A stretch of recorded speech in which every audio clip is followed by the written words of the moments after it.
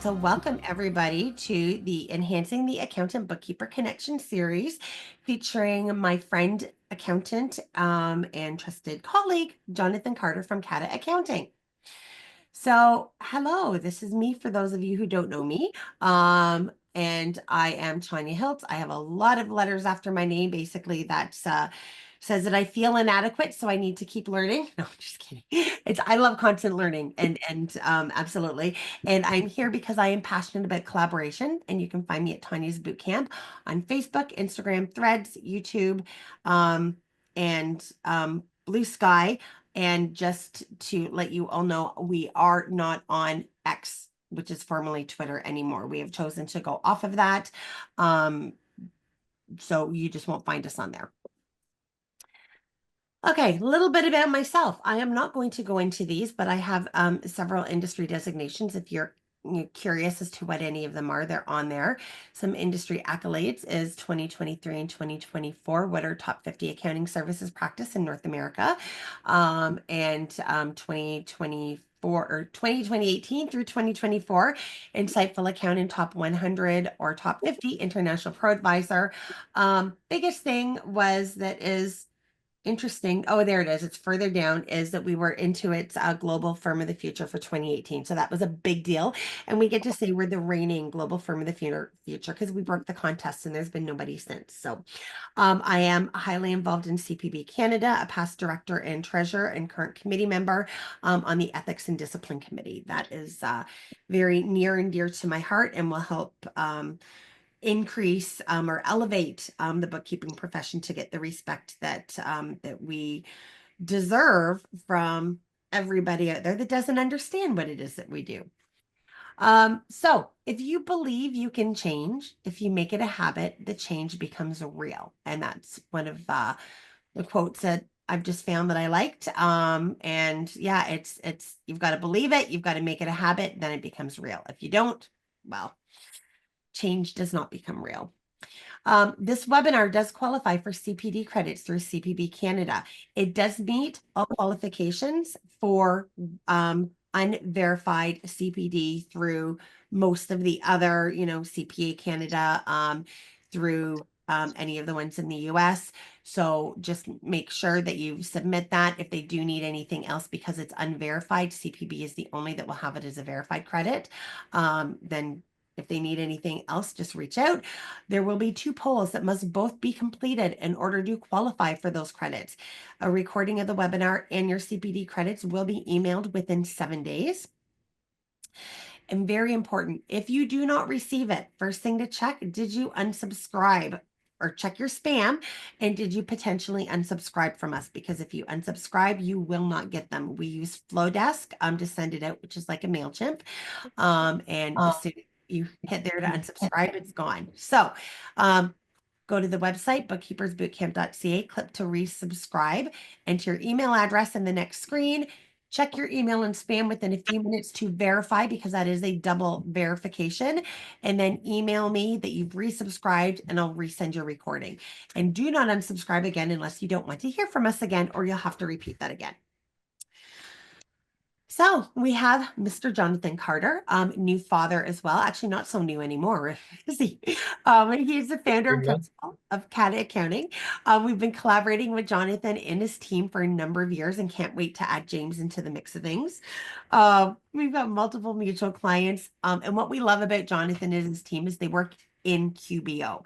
They don't just do it like a typical old school accounting firm is, such as, when there's journal entries, it's not just AP without having, a name or a supplier attached to it. So because they spend their day in QBO, they absolutely appreciate and are aware of all the little things that bookkeepers are aware of and concerned about as well. They pay great attention to detail and outstanding customer service. And as I say, he is my accountant as well too. So I think that speaks lives. Okay, so Jonathan, I will stop sharing and you can take it away. Sauce. So today's webinar, I'm just going to talk about getting prepared for more complex personal taxes. This webinar was originally presented to the general public. So there is going to be some stuff in here that I'm really going to just speed through because you guys know it. So you all know who I am. Biggest feathers in our cap were the firm of the year for 2023 for CPB, and the fact that we're trusted by so many bookkeeping firms, and that people don't hesitate to call and ask a question or shoot me an email, and I really enjoy those relationships. So thank you for those. I'm not going to get into this too much. Remember, this was intended for the general public. So the area that I'm going to try and focus on today is the more complex situation examples. And those could be things that people just don't know could happen, and things that could have an impact, particularly if they're not done or if they're not done correctly. So off to the races. Tanya, when you want, you just stop me and put in a poll. Okay. Yep, absolutely. I want to say that we're going to do the first one basically right page 5, before page 5. Okay. So right after So 4, we'll stop. Oh, that's this right page. after this, Here we go. right Right after after this this page. page. Don't All right. don't go to the next page till the poll launches. Everyone knows CRA my account. Just kind of from a preparer standpoint, the balances are the key thing that you're going to want to look at. The software, if you're using professional software, it's going to tell the client what their RSP room is. It is not yet going to pick up TFSA and FHSA a lot of the time. So if that's something that's valuable in communication, and I think that it is, make sure to let them know. If they've started an FHSA and they have room available, let them know. If they've don't have never contributed to a TFSA or something like that, let them know those options are there. But when you're preparing the return, especially if it's a new client, there might be things that you're not aware of, like a tuition carry forward, a non-capital loss carry forward, or a capital loss carry forward. So when you're doing the taxes and you see that they have, say, a capital gain, make sure you check on those carry forward balances. Generally speaking, it's a good idea to have a look at the beginning of the process. This is how we do. We have a look at the beginning, we make a bit of a note, and then we go from there. So, again, we can't edit our clients' addresses or their bank records, but we can see the correspondence. So if you have a client who's a high value client and who's paying you sufficiently to do it, you can kind of check in on the account every month and just say, hey, this came in the mail, you're getting reviewed for medical expenses, we got your back, let's get that ball rolling. So, Tanya, I believe you want the poll now, correct? Yes. Okay. So I've launched the poll. Hopefully, panelists can vote. Can you guys vote? Nope, No? Okay. nope. Me end the poll. And we're going to relaunch. Cancel. Allow panelists to vote. Relaunch. Okay. There we go. Does CRA still send paper mail to business clients? So yes, no, and unsure. Okay, it looks like we've got everybody answered, looks like. So we'll just do a quick countdown. 5, 4, 3, 2, 1. We will end the poll. And this is very interesting. Here are the results. We've got 21% say yes, 57% say no, 21% say unsure, and are probably wondering, why are you even asking this? So, Jonathan, let's go to the next page and we can discuss and share the answer to this. Starting in spring of 2025, the CRA will transition to online mail as the default method for business correspondence. I believe the date is towards the end of April. I believe it's like April 26th or something, but that's going from memory, so I'm not 100%. Yep. So that means everything's going to be coming through my business account, which means people need access. There have been a few things that the CRA has done recently that I really kind of question, and this is one of them, because what if somebody doesn't have internet access? What if somebody is older and doesn't, use the technology way of doing things? So this is, something important, particularly if you have clients who are going to be impacted by this, that you make them aware that this is happening and help coach them through the process of dealing with a notification that comes to their email saying they have mail. Because you Or generally, that's a good way of phishing for data. So make sure that they're going to the CRA My Business account and logging on and getting it. What were you going to say, Tanya? yeah, I was going to say, or this is an excellent time for an upgrade, such Yeah. as what you do, Jonathan, and what we have started doing as well. Not that we've really pushed it and have clients that are willing to pay for this, but offer a service to go in and check every single month, to go in and check and handle their mail, and anything that, can't be handled, with yourself. Maybe it's a peer review, maybe it's whatever. And you're like, yep, that's under the scope. I'll deal with that. Anything that's not, you can then let your client know, here is mail, and, send it to them either through, a secure portal, or if not, just make sure that, if you're sending it by email, that you've redacted any identifying information, um, when you send that off to them.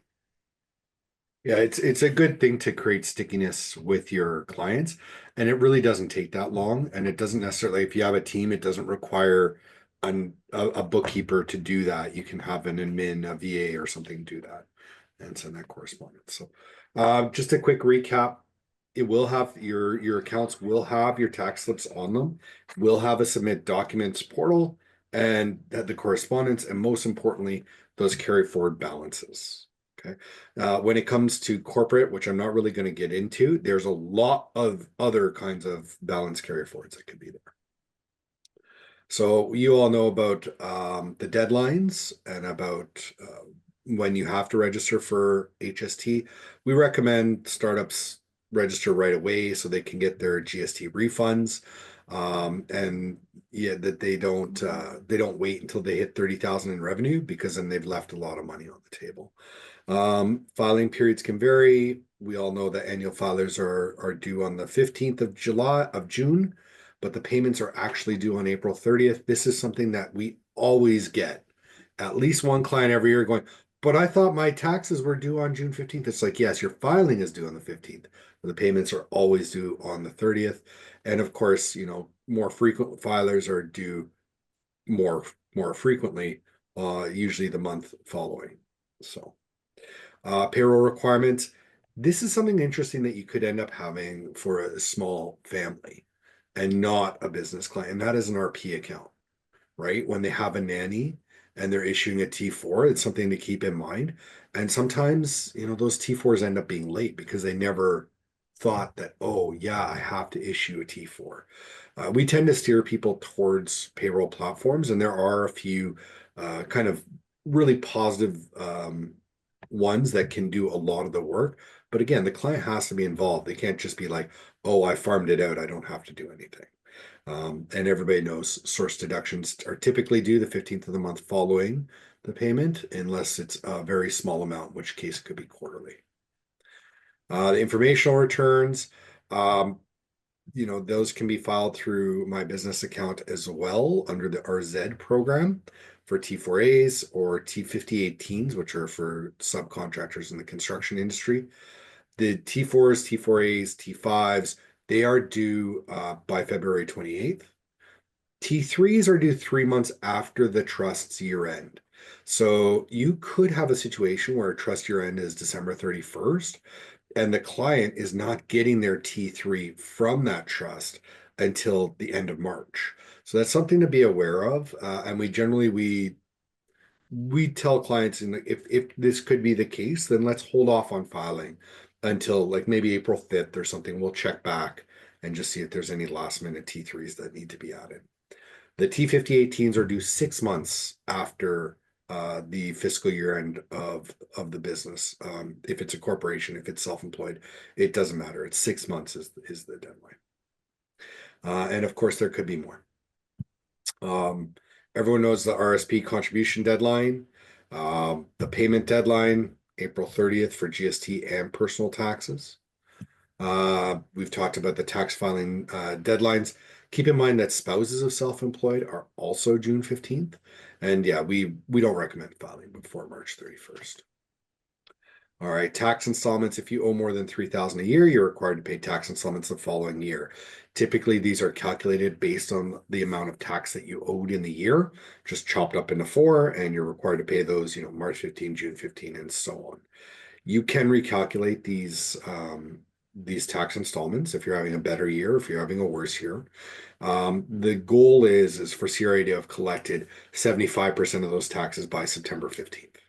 And if you fail to make those installments, you're going to get dinged for installment interest. Some considerations, tax brackets go up every year. This means if we made the same amount of money in 2024 as we did in 2023, we'll pay less tax. Lifetime capital gains exemption has gone up. There's been a lot of confusion with everything that's going on with the government. I think we might have talked about this before, but the lifetime capital gains exemption can be used on the sale of QSBCs or qualifying small business corporation shares or fishing or farming properties. It's up to $1.25 million. If you're working with a sole proprietor and they're looking to exit, it might be good to have the conversation to allow them time to incorporate and to get qualifying small business corporation shares and take this. If a sole proprietor sells their book of business, they sell the assets, they're paying normal capital gains on them, there's no tax break. So that's kind of an important consideration. We're going to get into that more towards the end. Like I said, I want to power through the stuff you already know. Charitable donations, you have up until Friday to make charitable donations to claim on your 2024 T1. That was due to the Canada Post strike, and that's unusual. We did get some feedback just recently. I think it was, well, I guess it's not that recently anymore, but the capital gains inclusion rate, the Minister of Finance, I believe it was, said that they won't be enforcing that's being deferred to January 1st, 2026. We'll see if it ever becomes law. I really hope it doesn't because I don't think it's a good move for the economy in general. Why invest in a realm where you're going to pay more tax? So we talked about that not happening. The GST holiday is over. I hope everybody had a good time. I know I ate out a lot more than usual during those 2 months. So yeah, we're gonna skip through this. Uh, don't miss out on opportunities by not being informed. I mean, you've got Tanya's newsletter. I'm hoping you're subscribed to ours. Also pay attention to key authorities such as the CRA. And if it interests you, CPA has some good stuff as well. And I know there's a lot of others like Video Tax News and taxtips.ca and more that really help keep the public informed. This is the kind of things we're telling our clients all the time, right? I mean, we're all in the same boat. Don't scramble at the last minute. Get organized, do it right, do it regularly, make sure you're in good shape leading into taxes so it's not stressful.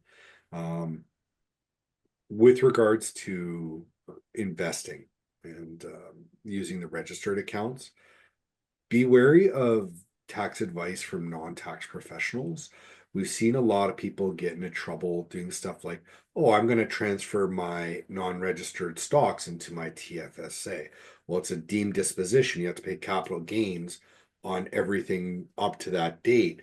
Oh, but because you didn't sell, you're not locking in any capital losses, so you lose out on that opportunity. Or hey, contribute to your RSP. You have lots of room, and then they don't know about your RSPs at other banks, and you end up in an over contribution position and so on. The biggest thing I'll say is if you're working with individuals, make sure they're actually investing within the registered accounts. I had to have a conversation with somebody who is really, really angry that their TFSA hadn't grown, but they put the money in there and left it in a 1.5% interest savings account. They didn't do anything with it. And they're like, it makes more sense for me to pay off my mortgage. It's not doing anything here. It's like, because you didn't do anything with it. You have to take action. So it's your money, it's your right, it's your responsibility. I like to say if you don't take care of your money, somebody else will take it. Um, big believer in the rule of one, keeping the information in one place and backing it up, staying informed. Those are some of the ways. The only reason we're still on Twitter is CRA, to be honest. Uh, Um, Sorry, sorry, can I just jump in? There is actually a question that Yui had. Um, oh, yeah. sorry, just in the chat. So if a sole provider transitions to a corporation, do you suggest a new QBO or can you continue with the old file and update to the chart of accounts? New, absolutely new. It is a brand new entity. It is a brand new everything. Um, you don't want any of the old historical data in there because it's a whole brand new. So yes, absolutely start fresh. It's a good time to clean up the chart of accounts and to clean up everything, as well as the old one is going to use terminology such as owner's draw, which don't exist in corporations. So there's, there's definitely differences for that. Do you agree, Jonathan? 110%. It's a different legal entity. That's really Yeah. where the conversation stops. It's a separate entity. It needs a separate set of records. Yeah. Um, All all right. right. So just skimming through here real quick. The everybody here is on Rep a Client probably. So you're getting the access to my account and my business account for your clients. Um, I would constantly encourage them to chop up their bookkeeping into smaller pieces if they're DIYing it, or get on at least a quarterly contract with you to do the bookkeeping. We do have a template that's available. Anybody can get that for free by emailing contact@cataaccounting.com, and it can help an individual get organized for tax season if it's not crazy complicated, like basic self-employment, rental properties, those kind of things. So um, again, going to rush through this part. Credits versus deductions. Credits tend to be non-refundable for the most part. They usually only get you 15 cents on the dollar as a credit against your taxes payable. So if you owe no taxes, it does you no good. There are a few that are refundable, and if it can allow your taxes payable to go negative, so the government will actually have to pay you back that money. And then there's deductions. Those come right off the top of your income. Your business expenses, those self-employment expenses, investment carrying charges, RSP and FHSA contributions, for instance. Medical, I know a lot of people always scramble at the last minute to try and get all their medical stuff ready and submitted. And then somebody spends time going through and adding it all up, and they don't even qualify for any credit. And in the end, it's 15 cents on the dollar after 3% of their income or $2,759, whichever is less. So, I mean, if we're talking like, somebody spent $2,500 and they made $100,000, it's not even worth looking at because they're not going to get any credit at all. This is a place where we can play and we can assign some areas. We can assign them to a lower income earner to help get a benefit for the tax-paying family, things like that. Charitable and political contributions is the other area where we can play to a degree. But they have to have valid tax receipts, and a lot of people aren't aware political donations have a higher impact than charitable giving. So, some tax credits and benefit payments to keep in mind. The Canada Worker Benefit that is on your personal tax return, and that can be refunded. So that's very nice. And then the remainder would come, they'd be calculated with your tax return. They get registered and made official with the tax return, but they don't come back as part of the tax return. They're going to get distributed over the course of the year. See, there's a few more things here. Oh, thanks, Kim. So yeah, contact at cataaccounting.com. They can help subscribe you for the newsletter as well. More typical stuff: home buyers credit, home accessibility credit, adoption expenses. I've never actually had a case where I've needed to use that portion. Digital news subscription expenses. There should be an email from the organization you're subscribing from that will tell you what your credit is and how to claim it. Professional or union dues and exam fees. If you're that's something to keep in mind. If you're a CPB in industry, for instance, there could be something there. Legal expenses have limited applications, but it's worth talking about. Typically, it requires, gaining lost wages or fighting over child support, those kind of things. The disability tax credits, those have to be filed by the healthcare for professional. As a bookkeeper, as an accountant, we cannot do that. Moving expenses, and we're going to get into this a bit more later. Tuition, education, and textbook amounts. Keep in mind the back of the T2202A needs to be filled out. assigning that or transferring that tuition if a parent or grandparent is going to claim it, and the student has to file their taxes. So both of those have to be true in order for that to be claimed. Work from home expenses, there is no more flat rate method. You have to have a T2200. It has to say more than 50%.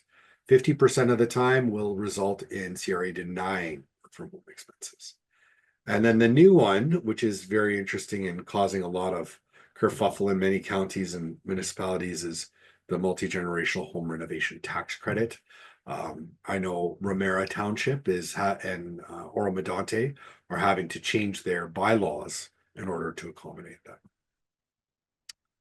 that. So I know Karen and Alan probably know a lot more about the investment expenses, the carrying charges, money borrowed to invest, you can write off the interest. Advisor fees, other carrying charges, safe custody fees, transaction fees, accounting fees, those can all come straight off of that investment income. All real estate sales have to be reported. Childcare expenses can be claimed, but they have to be for childcare, not for summer camp or a pitching clinic or something like that. It has to be for childcare. Some of the better organizations will provide a receipt that outlines how much of the actual amount is for childcare. And so keep that in mind. And there might be additional reporting requirements if you're using a private person, individual, or something. Child or spousal support, that's something else that has to be reported. And then, of course, interest paid on student loans. Some newer programs, FHSA, I could do a whole like hour on this. The key takeaways, it's a deduction right off your income like an RSP. The earnings are tax-free like a TFSA. And if you use it to buy your principal residences are exempt from capital gains. So no tax will ever be paid on them, which is very exciting. Now, of course, a future government could change the law, but we really hope that will never happen. Another big difference is the contributions. It's $8,000 per year for up to 5 years. Has to be used within 15 years or before 71. If you don't, you can roll it into your RSP without affecting your contribution limit. There is a key difference here in that your contribution room expires. So if you open an account 2025, you have $8,000, you don't contribute anything, and then next year you get the next 8,000, you can still contribute to that first year. But let's say you only contribute 4,000. So you have 4,000 left here, you have 8,000 left over here. In 2027, that 4,000 expires. You can no longer contribute from that first amount. Canadian dental plan for seniors age 65 and over, children under 18, adults with a valid DTC. Taxes have to be filed in order to verify this. The family does not have access to dental insurance, and the adjusted family net income is less than $90,000. Those are the things that are required in order to qualify for the Canada Dental Care Plan. Some other things, we have TFSA. This is definitely a mistype. It doesn't go up by $6,500. The contribution room goes up every year. It's going to be $7,000 in 2025. FHSA, same thing. No big RSP limit increases this time around. I believe the base, I looked it up the other day. I think this number is out of date. I believe it's 18% of your income up to $183,000 worth of income. And it's like 32,790, I want to say. There's a higher basic personal amount, and of course, less tax for everyone. And we're not even going to talk about capital gain inclusion. So that was the basics. That was the stuff that I kind of expect was just a review for everybody here. Any questions about any of that material before we get into the more complex ideas? All right, let's power on. So these are just some examples of some of the situations we're going to talk about today. Buying a rental property, the individual's going to need to track the adjusted cost base. It's more than just what they paid for the property. Maybe they had to do renovations to turn it into a rental property, divide it into separate units or rooms or whatever. And there are almost certainly closing costs when they bought the rental property. So these things need to all be considered and calculated at this point in time So that adjusted cost base can be used when they sell the property down the road. If somebody passes away while owning property like this, it is a deemed disposition. So having that adjusted cost base is going to be really important, because I'll tell you from experience, it's really, really hard to go through bankers' boxes and verify that you're not double counting stuff, but you are counting stuff, and that stuff you're accounting is correct and it can be supported by documentation and so on and so forth. So it's something to keep in mind that can be more challenging. It can be done right when the property is purchased, that's best. Expenses need to be tracked. Utilities, property tax, insurance, mortgage interest is probably the biggest one. The number of times we see somebody trying to deduct their entire mortgage payment, it's like a lot. We see it a lot. And of course, there could be other expenses. So it's worth digging in and speaking with the client about those kind of things. Maintenance fees are a big one if it's a condo rental or a townhouse rental, something like that. Could be legal fees, could be advertising, other things that are qualifying expenses, but someone might not think about right away. So, change of use in a property. This is something that I think a lot of people are going to get dinged by. I don't know if I've talked about it on this forum before, but if you change the use of a property, you have to send an election letter to CRA. The penalty for late filing is $100 per month up to $8,000 plus interest. The last letter that I ever snail mailed to CRA was related to this. It went in a post office box, it went in the postal box, and I don't know what happened, but Canada Post didn't process it for nearly a year. And it ended up in a pretty nasty penalty. So now, just a quick shout out. I talked about this on Friday. We got the Canada Post small business account, and it's saving us a ton of money for sending packages to CRA that are trackable. And we just had a situation this morning where we were speaking to CRA, be like, this was delivered on this date. This was delivered on this date. What happened? Make those things happen. So if you're changing your principal residence to a rental, you have to file section 45(2) election and then start tracking your expenses. If you're going the other way and moving into your rental property, making that your principal residence, it's a 45(3) election, and you should stop tracking expenses after you've moved into that property, after you've made that change. So this is a small thing. It's an important thing. I'm 90% sure that a lot of people, should CRA ever decide to, a lot of people could get dinged by this. What's up, Carol? Jonathan, is this not, and I know that we do have the unfortunate with them going to everything online. Is this not a form that can be filed like submit documents? I am not 100% sure. They have made a lot of improvements since the pandemic, and the one I'm referring to is during the pandemic. Yeah. But I'm not sure. It probably is something that can be done through submit documents, but I cannot confirm or deny at this Okay. point. No, because I know some forms you can't. And I had one for a client that was the minimal amount on the change was trying to get back some CPP or EI. And I just said, I got to mail it in. I got to wait 6 months. And it was like a 5-page document. I just said, yeah, you know what, forget it. I won't even do it. I'd end up charging the client more than what it was worth of what they were getting back. Yeah. So it wasn't worth it. Anyways, thank you. If we have time at the end, I have a little story about that thing that's happening this morning, and so frustrating. Okay. So the deadline for these is the tax year end. So if your taxes are due on April 30th, that's the deadline for the year before. Non-registered investing. I know we've got a couple experts on this call. So registered accounts, TFSAs, RSPs, RFHSA, RDSP, RESP. Investing outside of those programs are non-registered investments. You're going to get tax slips for those. You could get American tax slips if you're investing over the border. T3s, T5s, T5008s are the most common. I'm just going to have a quick look. Yeah. So some things to keep in mind. I'm just going to go back here. So T3s, the typical thing you'd see on there would be interest. You might see a T5, you'd see dividends. T5008s is a securities trade. We're going to talk about that in detail on the next slide. but also you might get, I think it's T5013 for statements of partnership income, or various other investment slips, some 1099s from the states, things like that. Keep in mind the carrying charges and make sure that you're querying the client about those things. Particularly this part, the interest paid on money borrowed to invest.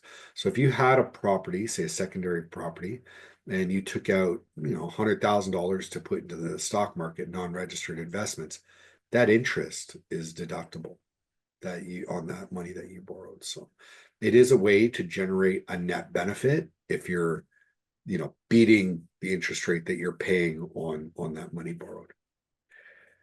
For trades, this is an area where we have a lot of confusion and conflict with clients. Each trade generates a T5008 on the CRA. The client might get a document that says, it's T5008. It's a bunch of pages stapled together. And they're like, I got one. Well, no, you didn't get one. You got however many lines that is worth. And so we need to go through that. We need to verify that the cost is not zero. It is possible, but generally speaking, quite often those are mistakes. We've found mistakes that have swung clients' taxes tens of thousands of dollars because it said the cost was zero. And then when the research was done, the cost was actually higher than the proceeds. We had a case for 2023 tax year where the amount was $26,000 in taxes payable. And then when he found out the cost base, it was a capital loss of $12,000. So no taxes payable. There's a huge swing. They're Huge swing. they're so unreliable. Yeah. They're the And you- T5008s. You think that, the financial institutions be required to do it correctly? But I don't think there's actually any real penalty for it. And I know they're getting better, but there's still a lot of errors in that realm. Another thing too is you need to add them up and make sure that everything, is in order. And when you're speaking with a client, if they're day trading, we had a review for somebody who had 3,000 trades in the year. And he had 180,000, or no, it was more than that. It was like 500,000 in taxes owing based upon what CRA was saying. And then, of course, when we went through, that disappeared and went down to about $9,000 in taxes owing. But he didn't understand at first, like, why it was going to be so expensive. His bill from us for the review was about $10,000. And in the end, he was happy to pay it because he wasn't paying $290,000 or whatever it was in tax that we got it reduced by. So something to keep in mind, and it's good to have that conversation early with somebody who has significant investments. So you're going to convert one of your rental apartments into your office. You are going to have to file a section. Now I got to go back.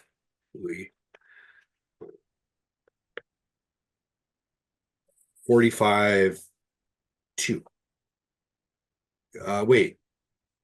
It's a rental apartment now. It's going to be your office. It's still business use. It's still business use. So it's not changing it to a principal residence or from a principal residence. All right. Some things about caring for the disabled. The disability tax credit. This can have a really, really powerful impact to a family. We just from our personal situation, my dad ended up getting one, but he got it many years after he should have been eligible. It got submitted to the CRA, and the next thing you know, he got a check for like $32,000 because it had been carried back for like 6 years or something like that.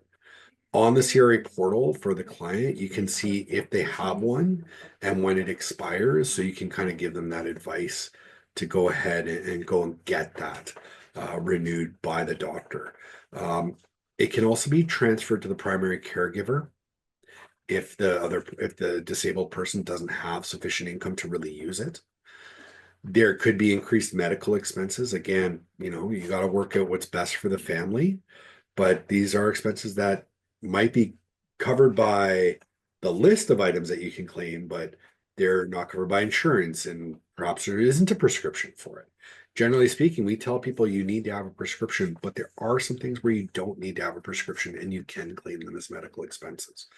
So it's important that if you're working with a family in this situation or a couple in this situation, particularly with aging populations, to keep informed about this and have a look at helping them as best you can.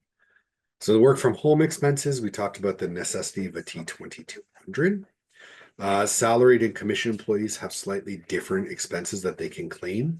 To be considered a commission employees, you have to have the amount in box 42 of your T4. We have seen a lot of employers screw that up and they just put it in box 40. I don't know why they put it in box 40, but they put it in box 40. The person is earning a commission. It says so right on their pay stub that they're earning a commission, but it's not there on in box 42. They can claim home office expenses. Everyone knows it's prorated based on the size of the home. And what's possible depends on the situation. One thing that people might not be aware of is that for self-employed individuals, their home office expenses, you can't use home office or CCA to increase a loss, but an unused balance can be carried forward against a future year. So that's something that's kind of nice. Like if the home office expenses reduces their income to like negative $3,000, well, you can't go negative. So you can only go to zero, but then that $3,000 can be applied to next year's taxes, next year's. All right, Sorry. moving.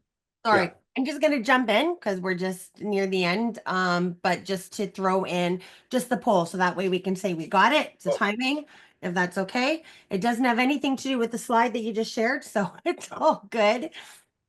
But I just don't want to say wait too late in the game. So launch, I have to end it to be able to get everybody else to launch, yeah, panelists to vote, relaunch. Perfect. Okay, everybody should be able to vote. So who is responsible for keeping good records? The bookkeeper, the accountant, CRA, the client. Hmm. I like that one. All right. There we go. I believe that's it. So we'll do a countdown just in case. 5, 4, 3, 2, 1. We will end the poll and share the results. Yeah. And yay! We I'd absolutely say it's out help of the the client. great. We give pushback. So I will not deal with the client who wants me to skip over that line. And what I will do is I will say if it's not something that should be, because a lot of people say, well, the client said this. You know what? The client may pay us, but they're paying us to keep them out of trouble with CRA is the way I look at it. So what I do is if the client and I disagree, I will then throw it into Ask Accountant, throw my notes in there and let the client know then that they can have that discussion with the accountant and the accountant can then do what they feel is right. Because as a CPB member, we do have a very strict ethics clause, which does say that we are doing what is in the best interest of our client, which is making sure that they are not breaking the law. So I take that so that's what I do in that to help the client. But you're right, at the end of the day, the client signs the tax return and they're the one that's responsible no matter what we have done. I just feel it's good service to do it the way that Yeah. you do. And I won't work with somebody who does not want to work that way, and that's it. Yeah, you know how to rub the government? It's like, go away. Just don't even talk to me again. You mean, do Right. I know how to help you steal from me? No, go away. Exactly. Stop being. And there are accountants or bookkeepers out there who will do whatever the client asks, but at the end of the day, when CRA comes back, what is the response? Well, you signed the tax return, right? And There that's is legally is proper, right? So, there are cases of deductions being fabricated and being claimed and by the accountant. oh, And the accountant's absolutely. working on a percentage of the refund. Well, as we all know, not everybody's entitled to a refund, right? So the CRA reviewed several of these clients and they're finding that they had appeared to have correct invoices and so on and so forth because he was literally manufacturing them. And Wow. they found out that it was all this one person and the same doctor's office, and this wasn't a real doctor. It was actually a dentist. Like I believe that tax preparer ended up actually serving jail time for fraud. Well, and there was somebody in Toronto for different reasons. He was the that he did go he did serve time. I want to say I think it was 5 years he served. And it was I lost a lot of clients to them, the tax clients, and it was they were Toronto police. Now, they would not sign their T2200. Yeah, 2200. Yeah, they wouldn't wouldn't sign it, so therefore they couldn't deduct, their expenses, their travel to and from court, all of this, whatever else they wanted to. And I said, I would, you need this signed in order to claim your employment expenses. That's all there was to it. And this other person was like, oh no, we'll just throw in 10 grand here and this and that and whatever. No signed. And yeah, they did find him guilty of that as well because he knowingly was allowing or putting those deductions on and knowing that it's not just, oh, I haven't got the form. He knew Toronto Police was not signing that form. So, yeah. All right, moving expenses. If you're moving to be at least 40 kilometers closer to work or school, you can claim moving expenses. We recommend claiming them on the year that you move.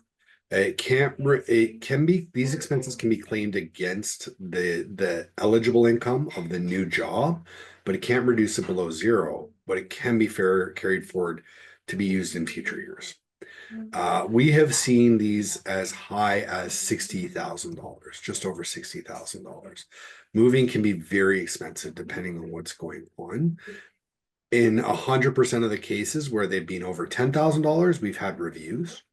And we've passed on all the reviews. We've never had anything denied. There are a lot of different things that can be claimed, including things like hotels, food and restaurant, gas, carrying costs for having to carry two households for a certain amount of time. There's a cap on that, but that is something that could be claimed. So this is something, if somebody is moving, has to be at least 40 kilometers closer to work or school, but then this is applicable. It can create residency questions and other issues, particularly if they're moving out of the country and if this is a permanent move or a temporary move. So it's important to have those conversations as well. This can be particularly interesting when you get into military families who are being stationed overseas and the whole family is going, right? Because they could incur substantial moving expenses, and then the military member could have one residency status and the spouse could have a different residency status. It can create a lot of complications. Something to keep in mind. Again, this was intended for the general public. Starting a sole proprietor, I think everybody here knows the basics of how to deal with a sole proprietor at least. So they need to tracking the revenue and expenses, and the purchase of assets and incurrence of liabilities. We highly recommend a bookkeeping system and keeping business and personal separate, just to keep things as simple as possible. If you want to transition, or if you do decide to transition to a corporation in the future, we need the balance sheet in order to be able to help with that. I'm going to talk a bit more about that in a minute. The mileage log is required to claim vehicle expenses. It is a CRA administrative requirement, not a legal requirement. But what would you rather do? Keep a mileage log or pay for a lawyer? That's really your operable question there. Every tier 1 agent will deny all vehicle expenses. There's a mileage log. And of course, tracking home office expenses. Watch for compliance in HST and payroll. The CRA does look at the top line revenue of the business, and if it's over $30,000, they're going to come back and they're going to want their cut. They're going to want their HST. They're going to want you to register and file. And if you are doing a loose partnership, there's nothing worse than a handshake deal in a 50-50 partnership. Make sure you get some kind of agreement in place. Make sure that's documented, and make sure you have a tie-breaking mechanism in there, no matter what the situation. So transitioning to a corporation can be done in a tax neutral manner using a Section 85 rollover.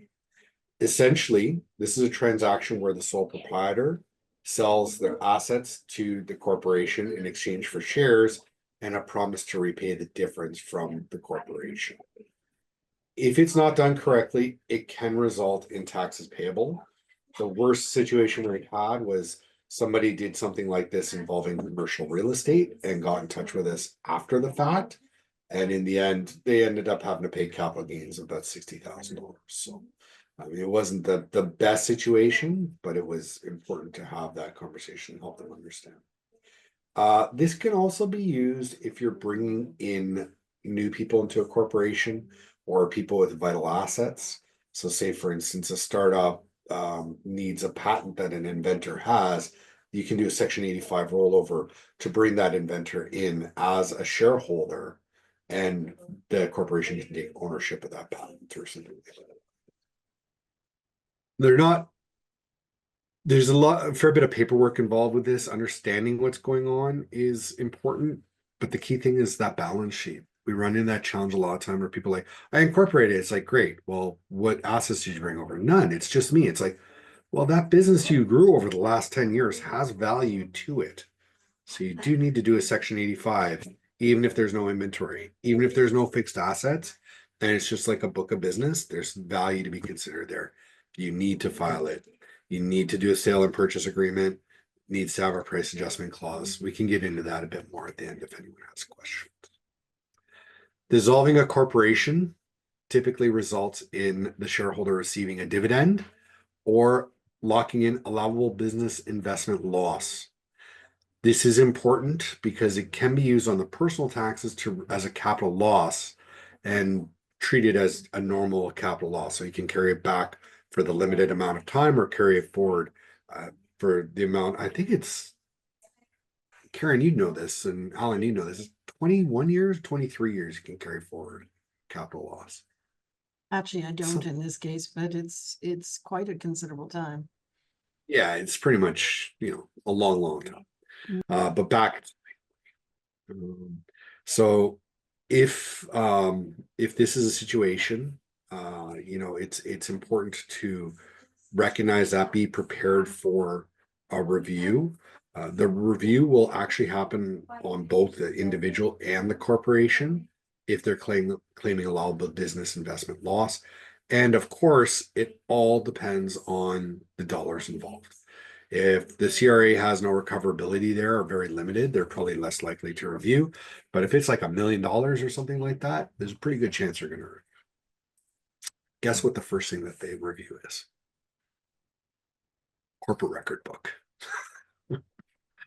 Haven't preached about that one before ever. So, all right. Well, that brings us to the end. And oh my God, it got done in less than an hour. That's awesome. Thanks, everybody. I can't believe we did. Thank you, Tanya, for coming up with all questions on the fly. Okay, Yeah, they don't have to be difficult. They just have to make sure that we're paying attention, enough attention to answer the question, right? So there we go. It all works. Awesome. Were there any questions? Did anybody want to talk about like that allowable? I do have one question. What's up? So it's one thing I've never come across before. So a couple friends of mine, they had gone to a local place to do their tax return last year, or Liberty Tax, like H&R Block kind of thing. And anyways, her tax return was done wrong. So I went in and re-entered the portion that had to be fixed, and it got fixed. When I was on a call with CRA about something else, and I asked them if his would automatically be adjusted as well, because then the income for hers changed on what would be on his. And they couldn't give me a definitive answer. So because I didn't file their tax returns for 2023, I don't know if that's something that I have to do, or would CRA do it automatically? I would need more context. There are certain situations where they do it automatically. Okay. If they receive like a late T-slip, or if they receive a disability tax credit, they'll do those kind of things automatically a lot of time, automatically reassess. Okay. With regards to this change, I'm not entirely sure. Okay. Just chat at the end specifically for 2 minutes. Yeah, sure we can, but I think yeah, let's chat at the end. Okay. The situation I was dealing with this morning where we had the trackable packages and knew the exact dates they're delivered to CRA and stuff. My morning's a little jumbled, so excuse me if I talked about this already. The individual had self-employment income in 2020. They arbitrarily assessed 2021 because it was late, and they used the exact same amount of gross and net self-employment income. We filed the actual tax return, which had no self-employment income on it. And CRA reassessed, captured the changes we made, but did not fail to reduce that to zero. And then 2022 is showing the exact same identical numbers. And this is for a client who does not live in Canada.